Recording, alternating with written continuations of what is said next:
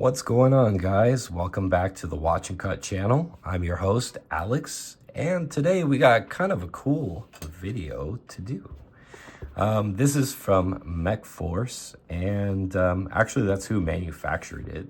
This is actually from Jim Skelton. So this is the box, the packaging, craft, innovation. This almost looks like a dog tag. Kind of cool. Nice sticker. And then looks like Jim has carried over these nice hard cases right here that protects the knife. And on the inside, there it is. What a sweet looking knife. So this is the Hellraiser, guys. Not to be mistaken by the Ed Kim Hellraiser. That is like razor, like shaving razor. This is the Hellraiser, like raising hell. The box. You opened it. We came. So a little bit different, similar name. But man, what a gorgeous knife. So Jim's been a good buddy of mine for years. I've been following Jim's channel for, at least 10 years plus. And Jim and I have interacted for many years since, and he's been a good dude, man. A really good representative of the knife community. He does what I think, he made the move that I think was something that a lot of people just don't have the ability to do. And that is go from a reviewer, YouTuber, to a legit, actual custom knife maker. Jim's made some beautiful blades over the years. He made me a couple custom fixed blades as well. And but this is the production to one of his most, I would say, recognizable models from him. And the Hellraiser is usually a fixed blade. This is his production folder version. And I think it's needless to say that he spent a lot of time trying to make sure that he made something that was very high quality, kind of blow you away in the materials in some respects, and try to keep the price where you're still smiling after you hold it. And I think he did exactly that. These are really cool, actually. You got Van X as far as the steel. And then you've got I guess it's a thumb stud deployment. A three-dimensional thumb stud is what I would call this. It almost operates like a disc though, doesn't it? What's cool is it doesn't sit on top of the blade like a disc. It's just nicely tucked in there, which was kind of a cool design element. So I like that. You got a nice finger choil right here. I don't think it'll work for everybody. You can see my fingers kind of like right on the edge of that. But if anything, you could call it a sharpening choil. But you can use it to kind of choke up on it if you wanted to. But, you know, there is that little fine edge there that can probably give you a little kiss you right there in the corner, if you will. So something to be aware of if you're going to hold the knife that way. Very nice edge, nice and even. I like it. As a matter of fact, let's give it a test, shall we? See, my daughter's got some stuff right here. Let's take this piece of paper. See what we got here. Well, I guess we could say it cuts. Yeah. You know, with a recurve, you can do quite a bit. Yeah, nice cutter. So it does cut nicely. This was something I was kind of actually worried about because of kind of the intricacy of the design of the blade. It's got a very stabby tip for a recurve. Extremely exaggerated stabby tip.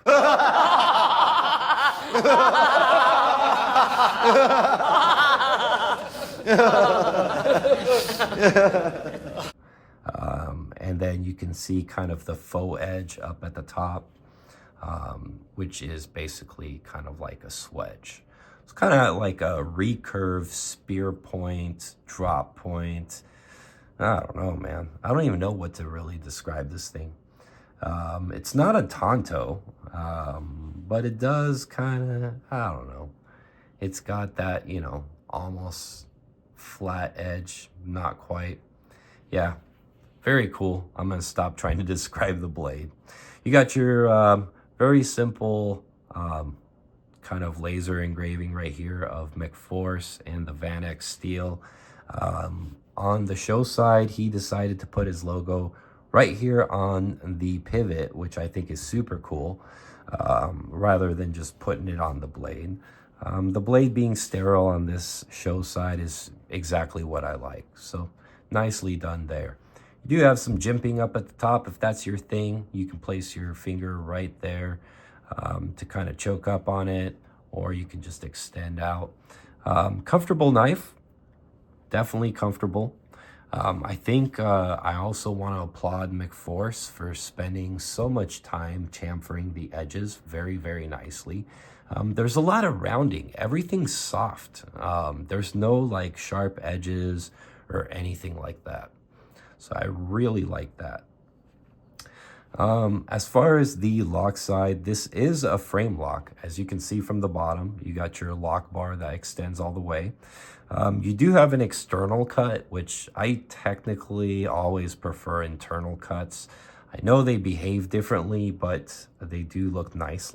But in this case, you can see it's completely, it's almost completely covered by the scale. So I kind of like the way that this lock bar almost looks like a puzzle piece, and that when you extend it out, you know, it just kind of like fits like a little puzzle. So nice design element right there on the lock bar as well. One thing that was kind of one of those should I or shouldn't I, the handle is PVD coated, I believe, and or maybe it's Cerakoted. I have to ask Jim. I forgot what coating is on this. But anytime you have a coated handle, they tend to wear. I don't see that this would be the issue with this, though. This has this like kind of chalky feel to it. Feels very thick and durable. That's what she said. Well, delivery's all wrong. He's butchering it. So I do like that aspect of it. Having a black handle on a titanium knife is nice. Usually you can't anodize it that color, so you're gonna have to coat it. But being that he picked this lava flow carbon fiber, which is really fun to look at, by the way. You can see the depth. I don't know if this is from like camo carbon or if this is from fat carbon, but just really nice reds and blacks and grays. You can see it's on the lock side as well, which I really appreciate that. So whole knife is smooth. Even the pivot is nice and flush and sunk in there. That's a nice detail. See the screw here up top is countersunk. The pocket clip though does not have countersunk screws. Not a big deal. Not even a deal really, but it's a thing, right? And then you can see right here, it's got this ceramic ball right here to kind of make the pocket clip kind of easy operation. This is a lot like the Beg Knives clip, and I believe Jim asked permission to do this because he knows the Beg brothers quite well. But I thought that was actually a pretty good idea. Kind of a flashy clip, right? It's like, but not too flashy, very functional, and it's not the damn paper clip, you know, the Spyderco ones. You guys know which ones I'm talking about. So overall, I really like this knife for a couple things that set it apart. The first off is that the blade design is wild. Like, it's just, when you look at it, it's just a wild looking kind of grind and stuff. And I think it's really executed well. I do like the fact that overall shape of the knife represents Jim's fixed blade design quite well.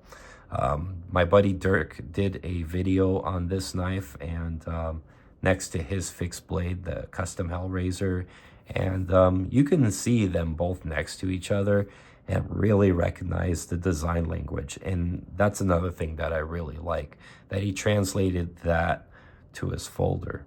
I love how everything's smooth and countersunk everywhere. Yeah, this is a really nice knife. Action is great. Ball bearings. Centered, as to be expected. Yeah, this thing's cool, guys. I really like this. So let's do some size comparisons, shall we? So let's take a look at this guy here. Here I brought out the Emerson Huck Flipper. This is another knife that's actually a folding knife based on a fixed blade. So kind of cool there. Let's bring out Holt Spectre. I haven't pulled out the Holt Spectre in a long time. Here she is. So you can kind of see, you know, this is kind of like a medium-sized pocketable knife. This is a bit larger, right? So you can see it's like, yeah, it's a large knife. It's not a huge knife, but it's a larger knife. I believe, you know, you're kind of close to the 4-inch blade there. So very, very cool. You know, I mean, hell, here, let's bring out another one. Here it is next to the Dovless. This is a Lespect design by CKF Knives. It's a really cool knife. This is one of the knives that I own that I'm chasing a custom version of, but I have this to hold me over till now, you know, or until I get one anyways. So yeah, that should give you a good idea of what you got going on there. So let's get some specs on this bad boy, right? Let's see what we got here. And go right here to the tip of the bolster to the tip of the blade. So basically like 3.9-ish is what I'm coming up with. As far as the handle length, we have 4.78 inches. Let's see what we got for blade thickness here. Blade thickness at the thickest region is 0.17. That's pretty good. That's your blade stock thickness. And then handle thickness, with all those inserts, intricacies, and everything, you're still at 0.53 inches thick. That's really good. I was expecting like more like 5.5, 5.7. But yeah, very cool. Good specs on this guy. You can flip this guy open. If you're a, you know, thumb stud kind of guy or thumb disc, we got you covered, right? And then if you're a Spidey flicker like me,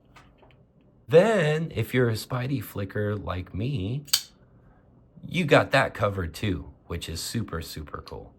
So whatever your fancy is, I think Jim kind of did a good job overall, kind of catering to, you know, everybody, and translating his design language into a very cool production folder. So good job on Mechforce for doing the legwork on making this thing, and great job, Jim, on interpreting the design into a cool production knife at a fairly reasonable price that we can all enjoy. These are a little north of $400, so they're not cheap, but you know, you're getting some really cool materials. So don't be cheap, buy something nice, and go out and get yourself a real production knife. I'm pretty sure these were limited. They came in a bunch of different colors, and you may still be able to find one or two of the colors. I think last time I saw he had the silver handle with the purple accents, and then the all blacked out one available. So go to Jim's website if you guys want to go check these out. And I look forward to seeing what else Jim makes next. So yeah, this is Alex from the Watch and Cut channel, out for the evening.